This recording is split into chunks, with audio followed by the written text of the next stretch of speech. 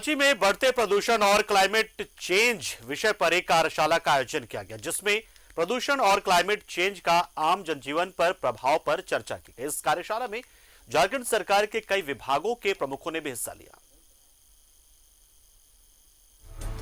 रांची में आयोजित इस महत्वपूर्ण कार्यशाला में बढ़ते प्रदूषण स्तर, मौसम परिवर्तन और उसके कुप्रभाव पर विस्तार से चर्चा हुई। बदलते मौसमी परिप्रेक्ष्य में हमें खेती किसानी और फसलें उसी अंदाज में करनी होगी, पशुपालन उसी तरह डिजाइन करना होगा जो क्लाइमेट चेंज के प्रभाव से मुक्त रहे। खूंटी जिला खेती किसानी और जनजातीय बहुल इलाका है। वहां के डीसी ने किए गए प्रयोग की विस्तार से जानकारी दी। जो क्लाइमेट चेंज है वो बहुत ही बर्निंग इशू है सारे मतलब गवर्नमेंट के लिए, सोसाइटी के लिए, सभी सेक्टर्स के लिए, सारे इनफैक्ट फॉर दैट मैटर पूरे ह्यूमन काइंड के लिए। तो इसी कंटेक्स्ट में जो इंडस्ट्री साइड से जो इंटरवेंशंस है उसके बारे में इस वर्कशॉप के बारे में हमने बताया। जैसे कि झारखंड के उद्योग विभाग ने एक इलेक्ट्रिक व्हीकल पॉलिसी अभी निकाली है, साथ में हमने इथेनॉल प्रोडक्शन पॉलिसी निकाली है।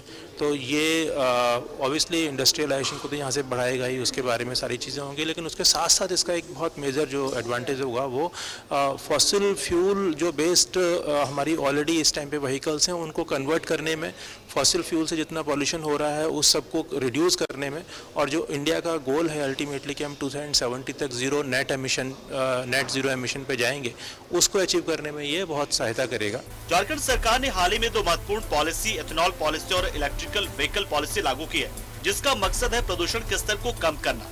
कार्यक्रम में उपस्थित उद्योग निदेशक जितेंद्र कुमार सिंह ने कहा कि आने वाला भविष्य बैटरी वाहनों का है और इसके इस्तेमाल से प्रदूषण में भारी कमी आएगी और पेट्रोल में इथेनॉल मिलाने से कार्बन उत्सर्जन बेहद कम हो जाएगा। कल्चर प्रैक्टिसेस हैं बहुत ज़्यादा क्लाइमेट बेस्ड हैं, क्योंकि हमारे यहाँ बहुत सारे टेक्निक्स जो हैं, अभी रूडिमेंट्री टेक्निक्स हम लोग काम करते हैं तो क्लाइमेट फेड बहुत ज़्यादा होता है, खास करके इरिगेशन पैटर्न जो हमारा है।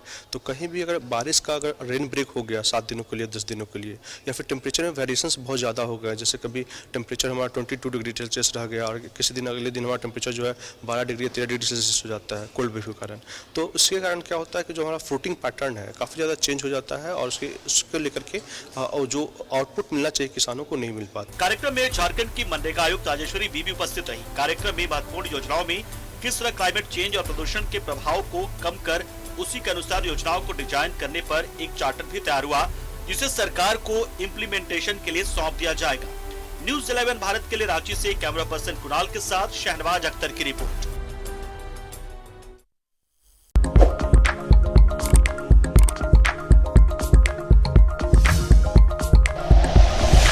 Like and share videos, subscribe करें हमारा चैनल और प्रेस करें बेल आइकॉन। न्यूज़ 11 भारत, सच है तो दिखेगा।